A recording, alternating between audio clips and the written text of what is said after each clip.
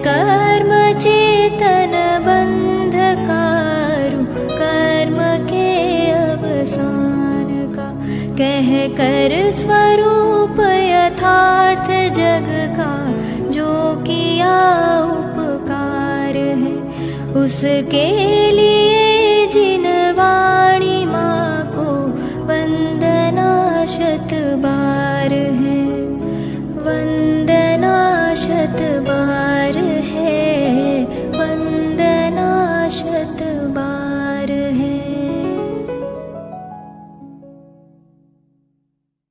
जय श्री ओम नमः सिद्धेभ्यः।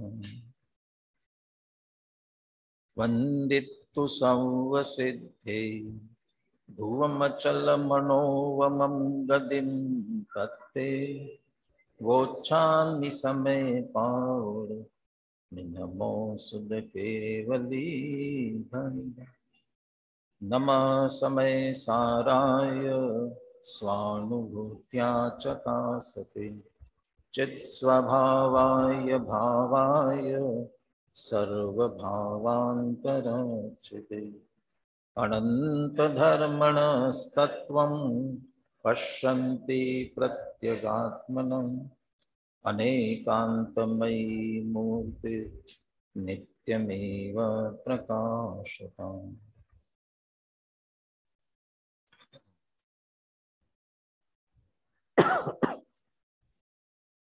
आचार्य कुंदकुंदे विरचित समय सार परमागम का निर्जराधिकार,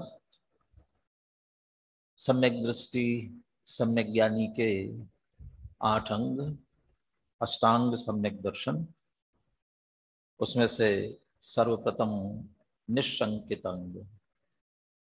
निशंकितता सहज ही निर्भयता लाती है और इसीलिए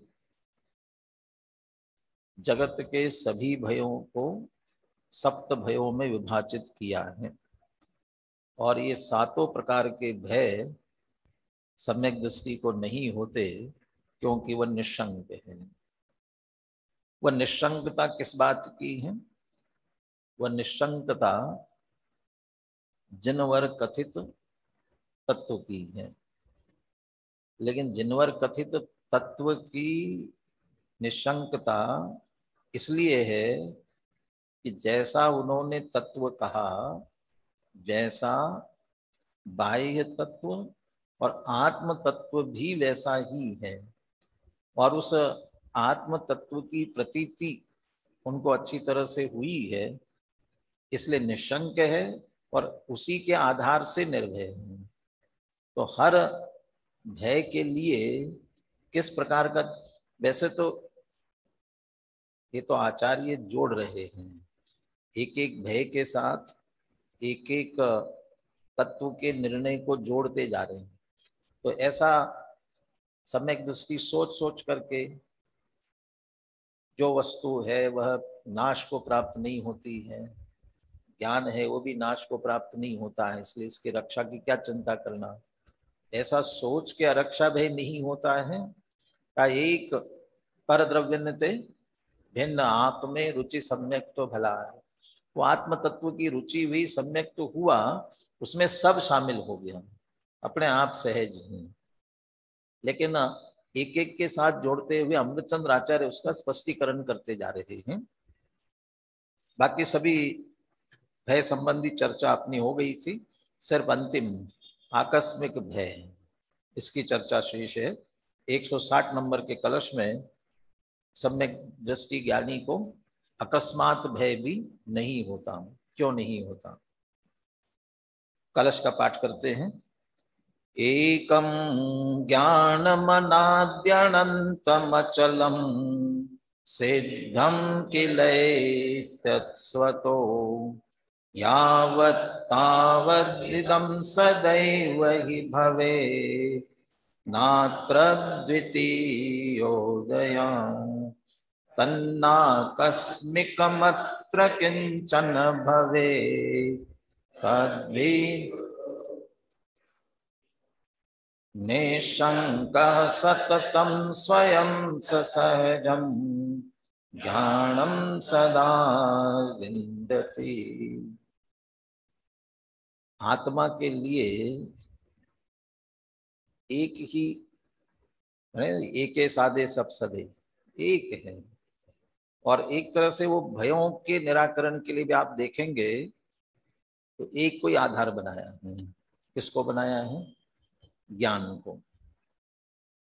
और निष्कर्ष के रूप में भी वही पुनः पुनः कह रहे हैं, निशंका सत्यम स्वयं से सहजम ज्ञानम सदा विन्दति। एक ज्ञान के आश्रय से, अरे वो ज्ञान का लक्ष्य, ज्ञान का आश्रय, और उसी के आधार से पूर्ण निर्भयता। अब आकस्मिक में भी ज्ञान से कैसे निर्भय होते हैं? एक ज्ञान ही ऐसा है, एकम ज्ञानम अनादि अनंतम, अनादि अनंत है, अचलम अचल है। तो अनादि अनंत अचल, तो अनादि अनंत माने न उत्पन्न हुआ है न नष्ट होगा। फिर अचल क्यों कह रहे हैं? अनंत और अचल, इसमें क्या अंतर है? मंगलाचरण की पहली गाथा में ही दो विशेषण दिए, वंदित्व सव सिद्धे ध्रुवम अचलम अणोवम गतिम पते। ध्रुव और अचल, ध्रुव और अचल में क्या अंतर है? अचल माने वे नष्ट नहीं होता कभी, और ध्रुव माने नष्ट नहीं होता। एक ही बात तो हुई ना। तो ध्रुवता में क्या और अचलता में क्या? वास्तव में ध्रुव में अविनाशीता है और अचलता में चलाचलता का नहीं होना, अचलपना। अनादि अनंत है, काल की अपेक्षा समझ लो, और अचल है, अपने स्वरूप से कभी चलायमान नहीं होगा। जैसा है वैसा ही ज्ञान ज्ञान ज्ञान रूपी रहने वाला अचलम सिद्धम, स्वयं सिद्ध है। अब ये सिद्ध में वस्तु सिद्ध है और वस्तु अनादि अनंत है, ये बात भी सिद्ध है। वह अचल है, ये बात भी सिद्ध है, तो सिद्ध है। कैसे सिद्ध हुई? अनुमान से सिद्ध। अब हमारे लिए अनुमान से सिद्ध है, ज्ञानियों के लिए भी अभी वर्तमान में तो अनुमान से ही है। एक तरह से अनुमान के साथ स्वरूप का अनुभव कर लिया। सिर्फ केवली भगवान को पूर्ण वस्तु प्रसिद्ध है, सिद्ध है।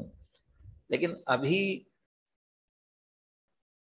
अनादि से लेकर अभी तक है और अनंत काल तक जो हुए आज तक अरिहंत, सबने अपनाया यही पंथ, तो अनेकों अरहंत हुए हैं। अब वे इसी मार्ग से हुए, तो ये मार्ग है ना, वस्तु ऐसी है। उस आधार से इसकी हमारे लिए आगम से सिद्धि है, अनुमान से इस बात की हमारे लिए सिद्धि है। वस्तु सिद्ध है, प्रसिद्ध है, और हमें इसका निर्णय है, इसलिए सिद्धम किल एतत् स्वतः। और ये सभी स्वयमेव है, किसी आधार से नहीं, किसी दूसरे के कारण से नहीं, किसी हेतु से नहीं, किसी की सहायता से नहीं है, किसी की कृपा से नहीं, स्वतः। यावत, कब तक? जब तक है तब तक यही रहने वाला है। तावत इदम सदैव ही भवेत्, जब तक है तब तक सदैव ऐसा ही रहने वाला है।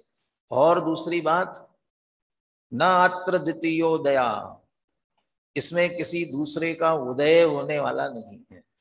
उदय होने वाला नहीं, वहां अगुप्ति में प्रवेश नहीं होने वाली की बात कर रहे, प्रवेश अंदर प्रवेश नहीं करेगा। यहाँ ज्ञान ज्ञान ज्ञान के अलावा दूसरा कुछ उदित होने वाला नहीं है। आत्मा ज्ञान को छोड़ करके दूसरा क्या होने वाला है? ज्ञान ज्ञान ज्ञान रूप होने वाला है, तो सदैव ज्ञान रूप ही रहने वाला है। दूसरा कुछ इसमें उदित ही नहीं होगा, तो फिर कहते हैं अकस्मात क्या होगा?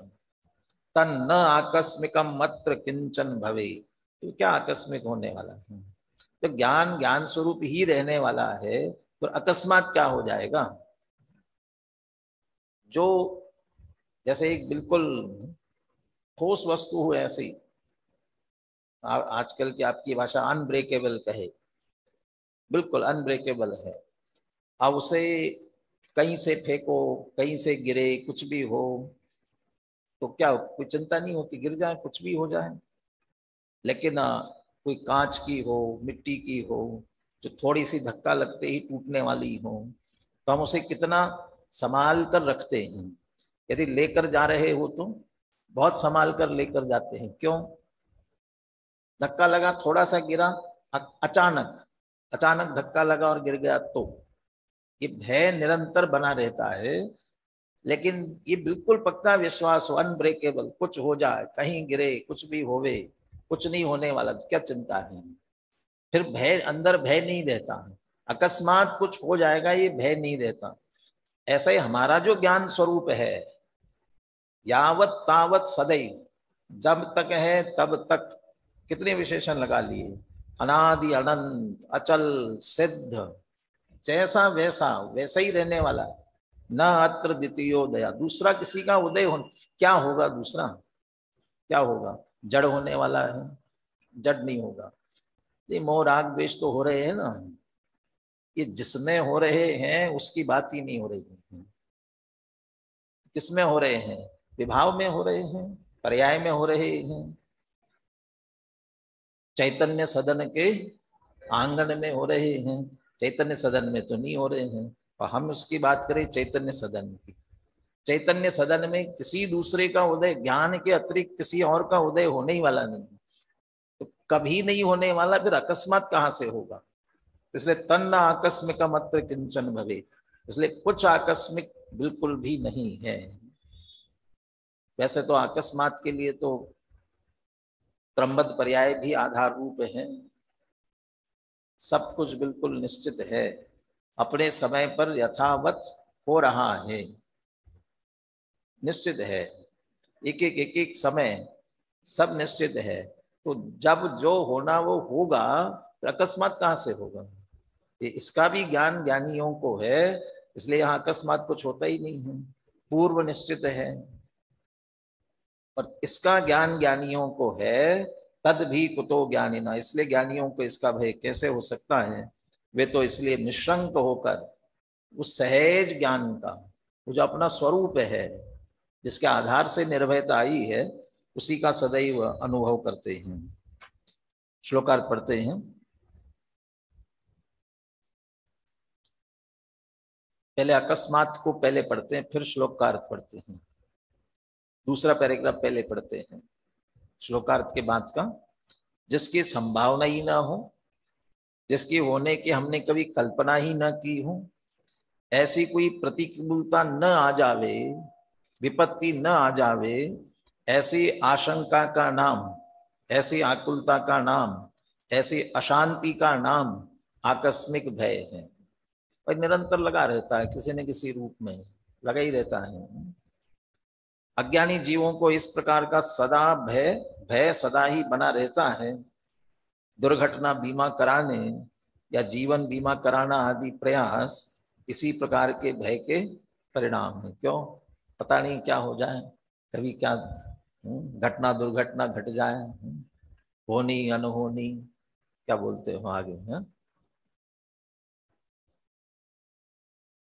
जीवन है पानी की बूंद, कब क्या घट जाए रे। हाँ, ऐसा है क्या, कब क्या घट जाए, कोई घटने वाला नहीं है, कुछ बढ़ने वाला नहीं है, जैसा है वैसा का वैसा बने रहने वाला। श्लोकार्थ देखिए। यह स्वतः सिद्ध ज्ञान ही अनादि है, अनंत है, अचल है, एक है, इसमें पर का उदय नहीं है। ये द्वितीय शब्द जो था ना, अपन दूसरा का उदय नहीं होता कह रहे थे, पर द्वितीय, स्व और द्वितीय दूसरा पर, तो पर का इसमें उदय नहीं है, इसलिए इस ज्ञान में आकस्मिक कुछ भी नहीं होता। ऐसा जानने वाले ज्ञानी को आकस्मिक भय कैसे हो सकता है? वह ज्ञानी तो स्वयं निशंक रहता हुआ सदा सहज ज्ञान का ही वेदन करता है। बोले सुनील जी से श्लोक और पद्यानुवाद सुनते हैं।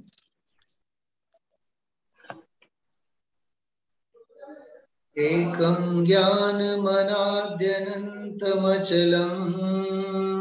सिद्धं किलैतत्स्वतो यावत्तावदिदं सदैव हि भवेत् नात्र द्वितीयोदयः तन्नाकस्मिकमात्र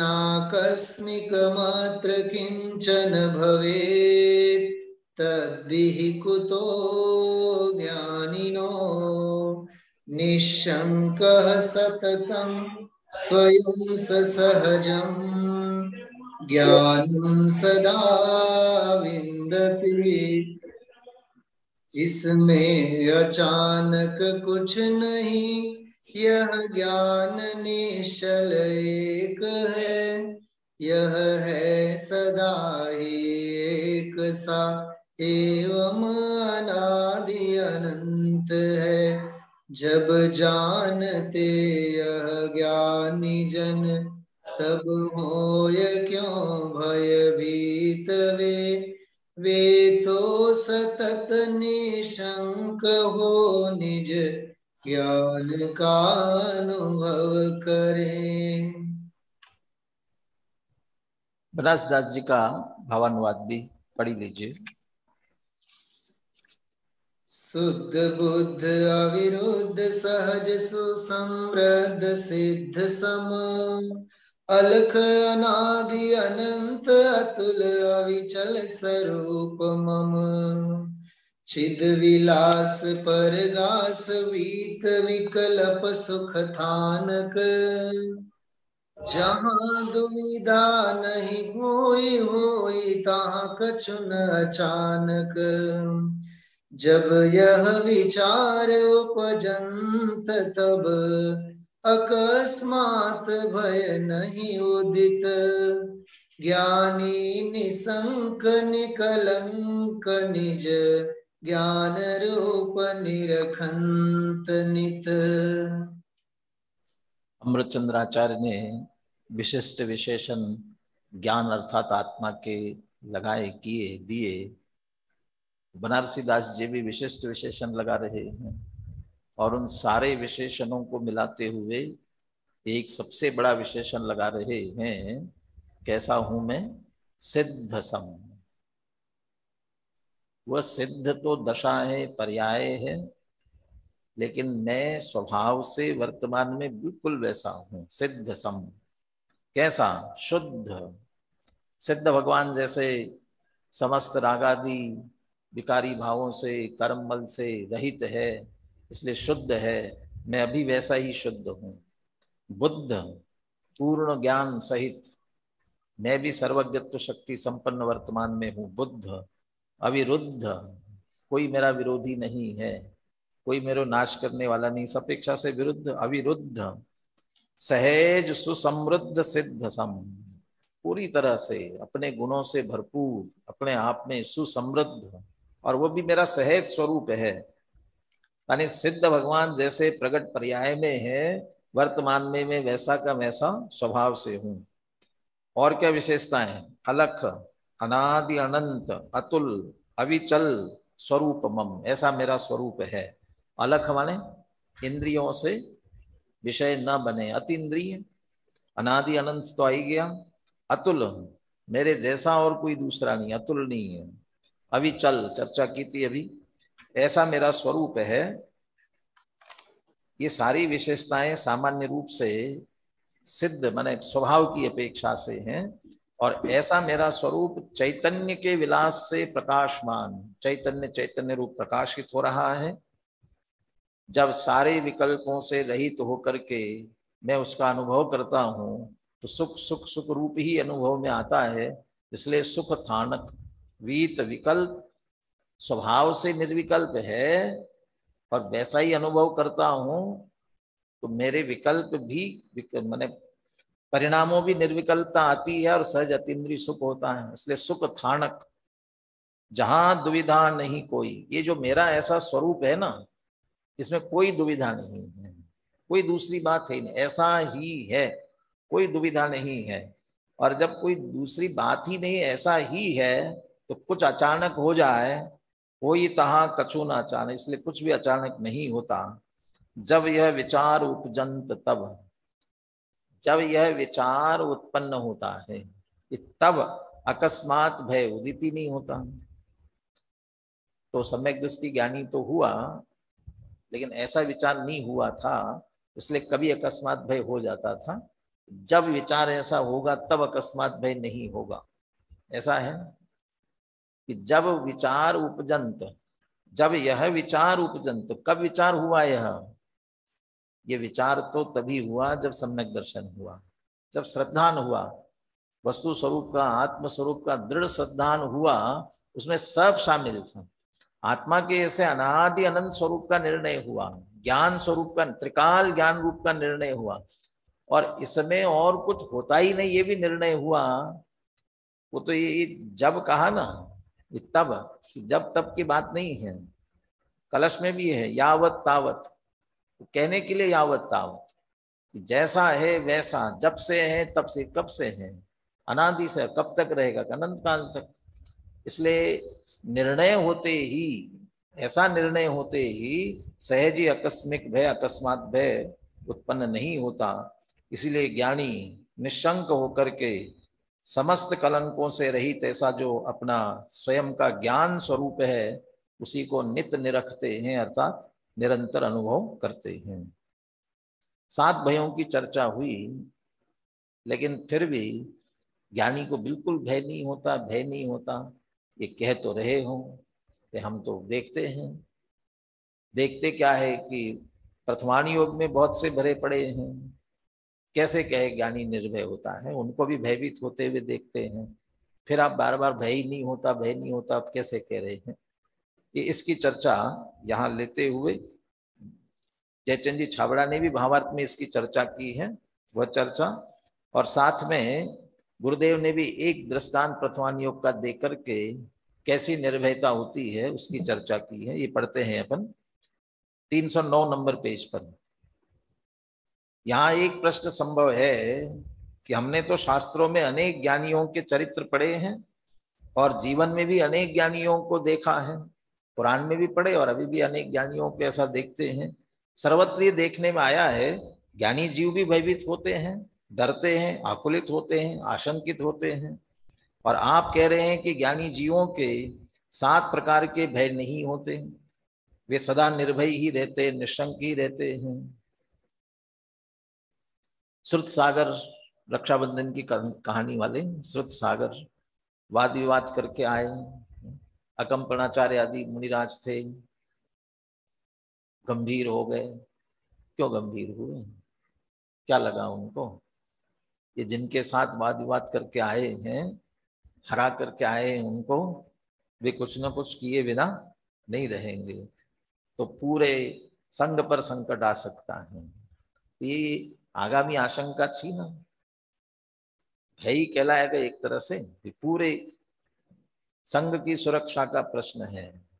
इसलिए सुध सागर वहीं जाकर के आप रात्रि में, वो तो गंभीर हुए, इसलिए सुध सागर ने ही स्वयं निर्णय किया कि मैं वहीं जाकर के रात्रि बिताऊंगा ना। तो ये ऐसा है, हो सकता है ना, उन्हें विकल्प आ सकता है ना, आशंकित होते हैं। और आप कह रहे हैं कि निर्भय निशंक ही रहते हैं। अरे भाई, यहाँ जिस भय के निषेध की बात कही जा रही है, वह मिथ्यात्व की भूमिका में होने वाले अनंतानुबंधी कषाय संबंधी भय है। वो अनंतानुबंधी भय नहीं होता। जितना ज्ञानियों की बात कर रहे हैं उस सबको अनंतानुबंधी संबंधी लगा करके ही देखना। हम उससे ऊपर देखने लगते हैं, इसलिए दिक्कत होती है। और जो भय ज्ञानियों के जीवन में देखा जाता है वह सम्यक्त्व की भूमिका में दिखाई देने वाला अप्रत्याख्याना वर्णादि कषायों के सद्भाव में होने वाला अस्थिरता जन्य भय है, श्रद्धा जन्य नहीं है, श्रद्धा वाला नहीं है। इसलिए दोष और अपराध कहा जाता है ना, जैसा दर्शन मोहनी मिथ्यात्व वो अपराध है, और चारित्र मोहनी संबंधी जो है वो दोष है। चारित्र मोहनी जनित कदाचित भय उन्हें होता है, लेकिन अज्ञानियों जैसा श्रद्धान भी विचलित होकर के भयभीत हो जाए, ऐसे भयभीत नहीं होते। इसी को पंडित जयचंद जी छाबड़ा भावार्थ में इसी प्रकार का प्रश्न उठाकर उसका समुचित समाधान करते हैं, जो इस प्रकार है। अविरत सम्यक दृष्टि आदि को भी ज्ञानी कहा है, और उनके भय प्रकृति का उदय होता है, उसके निमित्त से उनके भय होता हुआ भी देखा जाता है, तब फिर ज्ञानी निर्भय कैसे? यानी उधर कर्म प्रकृति की दृष्टि से भी भय है, उसका उदय भी चल रहा है, भयभीत होते बाहर से भी दिखते हैं, फिर निर्भय आप कैसे कह रहे हैं? समाधान, भय प्रकृति के उदय से, निमित्त से ज्ञानी को भय उत्पन्न होता है, और अंतराय के प्रबल उदय से निर्बल होने के कारण उस भय की वेदना को सहन न कर सकने से ज्ञानी उस भय का इलाज भी करता है। अपने को सुरक्षित रखने के लिए जो भी उपाय हो वो सभी उपाय भी करेंगे। बड़े बड़े किले बनवा सकते हैं, सुरक्षित घर में रह सकते हैं, शस्त्र रख सकते हैं, ये सब कर सकते हैं, इलाज भी करता है। एक दिया इसमें अंतराय के प्रबल उदय से। अंतराय माने बाधा आ जाएगी। अंतराय का उदय कौन से अंतराय का? वीर्यांतराय का। इसमें जिसके कारण से वीर्य प्रबल नहीं हो रहा है, पुरुषार्थ प्रबल नहीं हो रहा है, कमजोरी है, पुरुषार्थहीनता है, वो निर्बलता है इसमें। इसके कारण से ऐसा न हो जाए ये कह करके उसके उपाय के लिए लगता है। श्रद्धान में दिक्कत नहीं है, उसके बावजूद भी ये पुरुषार्थ की कमजोरी से उसका इलाज भी करने में लगता है। परंतु उसे ऐसा भय नहीं होता कि जिससे जीव स्वरूप के ज्ञान श्रद्धान से च्युत हो जाए। मैं ज्ञान स्वरूप चैतन्य स्वरूप आत्मा श्रद्धान से विचलित नहीं होता है। जो भय उत्पन्न होता है वह मोह कर्म की भय नामक प्रकृति का दोष है। ज्ञानी स्वयं उसका स्वामी होकर करता नहीं होता, ज्ञाता ही रहता है, इसलिए ज्ञानी के भय नहीं है।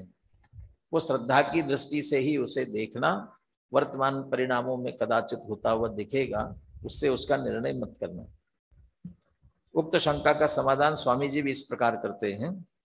देखो, श्रेणिक राजा क्षायिक समकीर्ति थे, आगामी काल में तीर्थंकर प्रकृति का कर्म बंद भी हो गया था, फिर भी जब उनके पुत्र ने उन्हें जेल में बंद कर दिया तब राजा श्रेणी को किंचित मृत्यु भय लगा, परंतु वह केवल चारित्र मोहोदय जनित अस्थिरता का भय था। श्रद्धा में वे उस समय भी निशंक, अविचलित और निर्भय थे। अस्थिरता के कारण जरा भय आ गया और सींकचे से चोट लगकर देह छूट गई। अभी आ रहा है, दुष्ट ने मुझे बेटे नहीं डाला था ना, अब दुष्ट जेल में तो डाल ही दिया है, अब जीवित में नहीं रहने देना चाहता है। मैंने बहुत से तो आत्मघात कर लिया ऐसा आता है ना, तो सम्यक दृष्टि आत्मघात तो कर नहीं सकते हैं, लेकिन ऐसा सहज ही जोर से अरे ऐसा किया और पीछे सिर लग गया और देहांत तो हो गया। लेकिन किंचित भय उनको भी उत्पन्न हुआ, फिर भी श्रद्धा की अपेक्षा से नहीं है। कदाचित क्षोभसम सम्यक दृष्टि होते तो ऐसा भी सोचते कि सम्यक तो उस समय छूट गया हो, इसलिए भय उत्पन्न हो गया होगा। लेकिन तो क्षायिक सम्यक दृष्टि थे तो सम्यक भी छूटने का प्रश्न नहीं, इसलिए श्रद्धान का दोष नहीं है। उस समय चारित्र मोह जनित अस्थिरता संबंधी किंचित दोष लग सकता है, तो उस दोष को देखकर जितनी निर्भयता कही है वो सारी निर्भयता श्रद्धा की अपेक्षा से मैं चैतन्य स्वरूप आत्मा हूं, ये दृढ़ श्रद्धान सम्यक तो छूटता नहीं है। सम्यक दृष्टे एव साहसमिदम कर्तुम क्षमन्ते परम यद वज्र पतत्यमे का भय चलत त्रैलोक्य मुक्ता ध्वनि। ये सब होते हुए भी वज्र भी गिर जाए तो स्वरूप से चलित नहीं होते, अपने श्रद्धान से विचलित नहीं होते हैं। बाकी आवाज होगी और भागने लग जाए तो भाग सकते हैं, इतना तो हो सकता है। भी छत गिरने लग जाए, भी छत गिरने वाली अभी नहीं गिर रही है, और सम्यक दृष्टि ज्ञानी बैठे हो तो भाग सकते हैं। ये ले क्या काय की निर्भयता है तुम्हारी? कैसी निर्भयता है कि भैया अभी गिरेगी, सिर फूटेगा, फिर इलाज करते फिरो, उससे अभी बच जाए वो अच्छा है ना, जितना होगा वो अच्छा ही है। लेकिन मेरा मरण होगा, मेरे ज्ञान में कोई फर्क पड़ेगा, मेरी श्रद्धा में कोई फर्क पड़ेगा, ऐसा रंच मात्र भी नहीं। वो श्रद्धा बराबर उनकी बनी रहती है। भाई साहब, ये 7 भयो संबंधी कलश पूर्ण हुए। अब 161वां कलश, ये आगामी गाथा, बल्कि आगामी गाथा नहीं, आगामी गाथाओं का सूचक। कितने सम्यक दर्शन के कितने अंग हैं? 8 अंग है। पहला अंग निशंकित अंग, वो निशंकित अंग की एक गाथा तो हुई, उसमें निर्भयता की बात ली थी, इसलिए 7 भयों की चर्चा ली। एक और गाथा भी निशंकित अंग संबंधी एक और गाथा है, और बाकी अंगों की और गाथाएं आगे आने वाली हैं। उसकी सूचना वाला ये कलश है 161वां। टंकोत्कीर्ण स्वरस निचित ज्ञान सर्वस्व भाजाम सम्यक दृष्टे यदिह सकलम गृह्णन्ति लक्ष्माणि कर्म तत्तस्यास्मिन् पुनरपि मना कर्मणो नास्ति बन्धः वो पातम तदनुभवतो निश्चितं निर्जरैव। सम्यक दृष्टे, दूसरी पंक्ति, सम्यक दृष्टे यद इह सकलम घ्नन्ति लक्ष्माणि कर्म। लक्ष्माणि सकलम कर्म घ्नन्ति। सम्यक दृष्टे, सम्यक दृष्टि के लक्ष्माणि सकलम कर्म घ्नन्ति। सम्यक दृष्टि के जो लक्षण है ना, वे सारे कर्मों का नाश करते हैं, सारे कर्मों से उसे रहित करते हैं। कौन से सम्यक दृष्टि के कौन से लक्षण, ये अंग, उन्हीं को यहाँ लक्षण कह रहे, उसके चिन्ह। तो सम्यक दृष्टि के जीवन में ये 8 अंग है, उससे निर्णय, इसलिए उनको लक्ष्मण कह रहे, लक्ष्मणा, लक्ष्माणी, लक्षण समझ लो, चिन्ह समझ लो, अंग है उसके। तो सम्यक दृष्टि के ये अंग, ये समस्त कर्मों का नाश करने में समर्थ है, कर्मों का नाश कर रहे हैं। रत्नकर्ण श्रावकाचार का श्लोक सुना था एक दिन पहले भी, नांगहीनम मलम चेतुम कर्म संततिम, नांगहीनम मलम चेतुम। तो ये अंग रहित यदि हो तो वह कर्म का अभाव करने के लिए समर्थ नहीं है। इसका अर्थ क्या है? यदि अंग सहित है तो कर्मों का अभाव करता है। तो ये सभी लक्षण, सकलम कर्म गृह्णन्ति। कैसा है सम्यक दृष्टि? सम्यक दृष्टि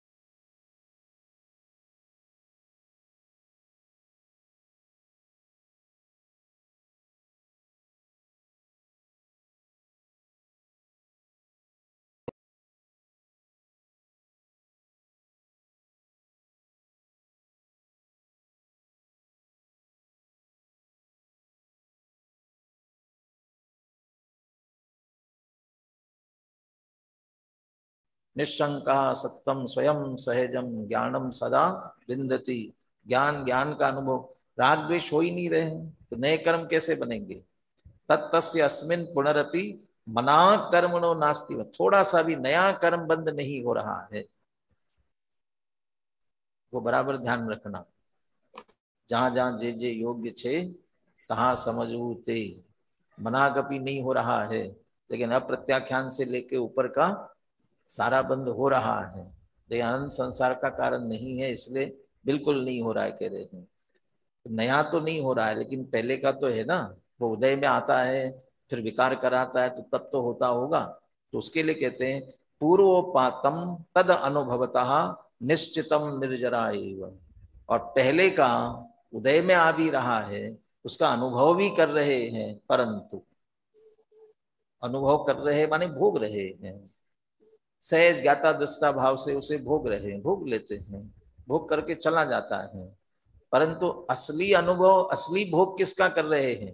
पहली पंक्ति में कहा ज्ञान सर्वस्व भाजा।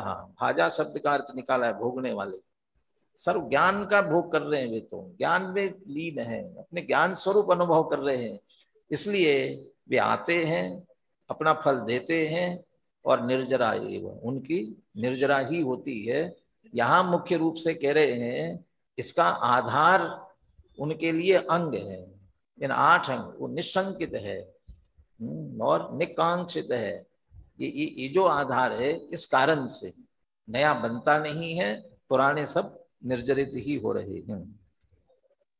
श्लोकार्थ पढ़ते हैं। टंकोत्कीर्ण निज रस से परिपूर्ण ज्ञान के सर्वस्व को भोगने वाले सम्यक दृष्टियों के निशंकित आदि चिन्ह समस्त कर्मों को नष्ट करते हैं। इस कारण कर्मोदय होने पर भी सम्यक दृष्टियों को पुनः किंचित मात्र भी कर्म का बंध नहीं होता, किंतु पूर्वबद्ध कर्मोदय को भोगने पर उस कर्म की नियम से निर्जरा ही होती है।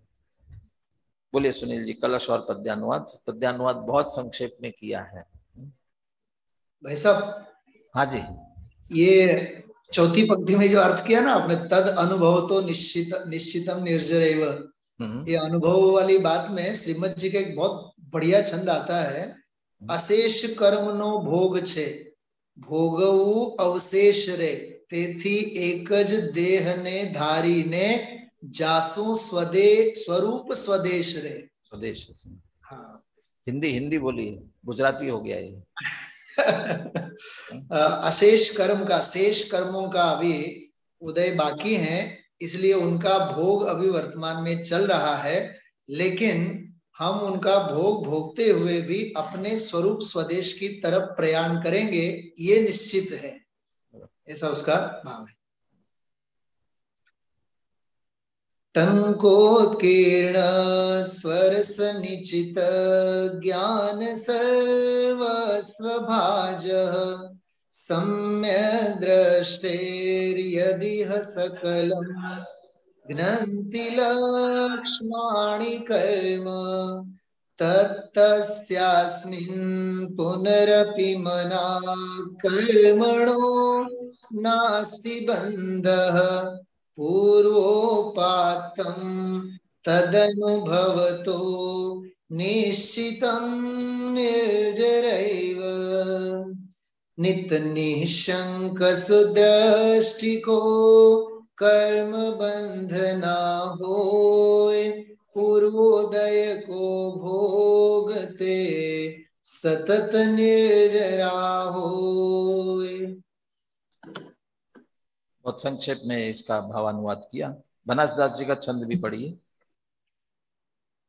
जो पर गुण त्यागंत शुद्ध निज गुण गहंत ध्रुव विमल ज्ञान अंकुर जासु घट महि प्रकाश हुआ जो पूरब कृत कर्म निर्जराधार बहावत जो नव बंध निरोध मुख मार्ग मुख धावत निसंकतादि जस अष्ट गुण अष्ट कर्म हरि सहरत सो पुरुष विचक्षण तासुपद बानारसी वंदन करत। बनारसी दास जी के चित्त में सम्यक दृष्टि की बहुत महिमा है। प्रारंभ से ही अनेकों छंद और अनेकों जगह पर ऐसे सम्यक दृष्टि को बनारसी दास जी वंदन करते हैं। चरित मोह वश लेशन संजम तय सुरनाथ जजे हैं, ये सम्यक दृष्टि की महिमा है। जो पर गुण त्यागंत सिद्ध निज गुण गहंत ध्रुव, जो पर गुणों को छोड़ते हैं और निज गुण को ग्रहण करते हैं। तो पर गुण अपने में है ही नहीं तो उनको क्या छोड़ना है, निज गुण अपने में है उनको क्या ग्रहण करना है। लेकिन पर को अपना जाना अपना माना है, वो छोड़ना है, वो छोड़ा और उसके निमित्त से होने वाले राग द्वेष आदि विकारी भाव सब छूट गए। पर गुण त्याग और अपने स्वरूप का ही चिंतन, सिद्ध निज गुण गहंत ध्रुव, और उसमें चूंकि वह एक ज्ञान अपना मूल स्वरूप है, इसलिए विमल ज्ञान अंकुर जास घट माहि प्रकाश हो।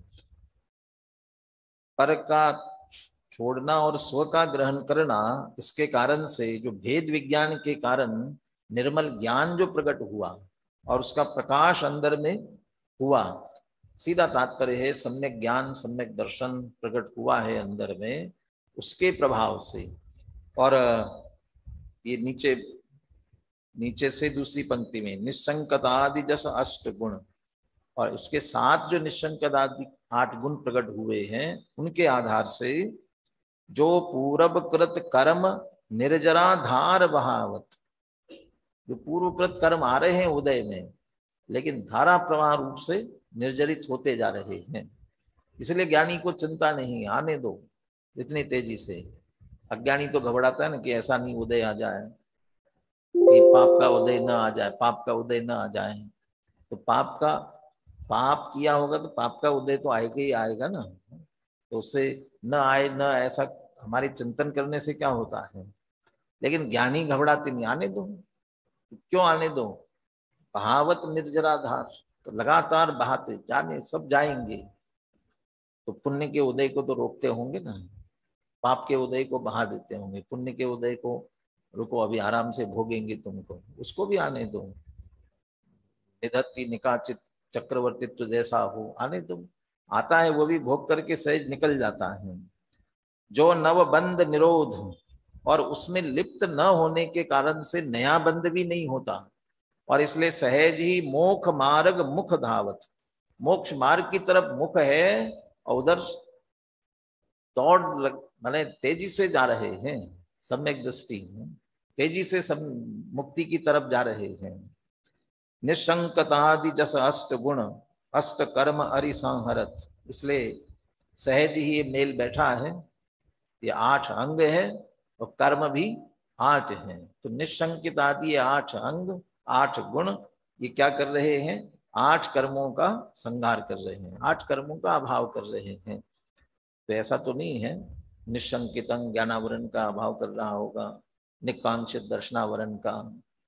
इन सब से ये सब सहज गुण प्रकट हुए। जैसे 10 लक्षण, धर्म के 10 लक्षण, तो जो भी ज्ञानी के जीवन में प्रकट होते मुख्य रूप से मुनिराज के हैं, तो वे एक एक धर्म ऐसा प्रकट करते होंगे। ये क्षमा, ये मार दो, ये हार जाओ। वे तो दिन रात आत्मा का चिंतन, मृदु संभाषण में वही कथन, निर्वस्त्र दिगंबर काया से भी प्रकट हो रहा। ये जो स्थिति है, इस स्थिति के कारण सहज ही 10 लक्षण प्रकट होते हैं। और उन 10 लक्षणों रूप जीवन से वास्तव में रत्नत्रय रूप जीवन है, और उस रत्नत्रय के कारण से सहज कर्मों का अभाव होता है। ऐसे 8 अंग रूप जो दृढ़ श्रद्धानंदर है, सम्यक दर्शन, उसके साथ सम्यक ज्ञान, भूमि का अनुसार जो सम्यक चारित्र, वो सब के कारण से अष्ट कर्म अरि संहरत, 8 कर्म रूपी शत्रुओं का संहार करते हैं। सो पुरुष विचक्षण, ऐसे 8 अंग के अष्टांग सम्यक दर्शन धारण करने वाले विचक्षण पुरुष, सम्यक दृष्टि, सम्यक ज्ञानी पुरुष, तासुपद बाणारसी वंदन करत, उनके चरणों में बनारसी दास जी वंदन करते हैं। इस तरह एक तरह से उपसंहार था और आगे की गाथाओं का सूचक कलश था। इसके बाद बनारसी दास जी ने 8 अंगों का नामोल्लेख करते हुए, कौन से 8 अंग है, तो 8 अंगों का नामोल्लेख किया और 8 अंगों का संक्षेप में लक्षण भी बता दिया। गाथाओं में तो आने ही वाला है, इन संक्षेप में बताया कि आगे के विषय से संबंधित है, इसलिए कल इसको लेते हुए अपन अगली गाथा बल्कि गाथाएं हैं, क्योंकि इसमें ज्यादा विस्तार नहीं है, इसलिए जितने 1 अंग 2 अंग जितने भी चर्चा होगी उतने क्रमशः आगे करते चलेंगे।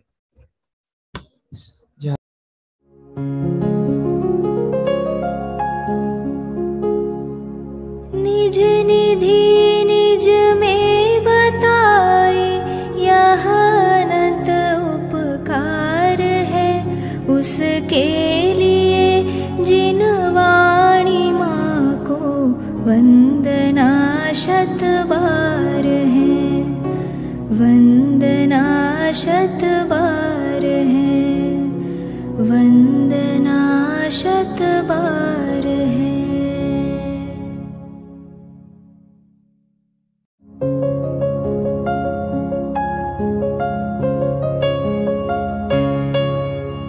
हे जिन वाणी भारती तो ही जपो दिन रैन, जो तेरी शरणा गहे सो पावे सुख चैन।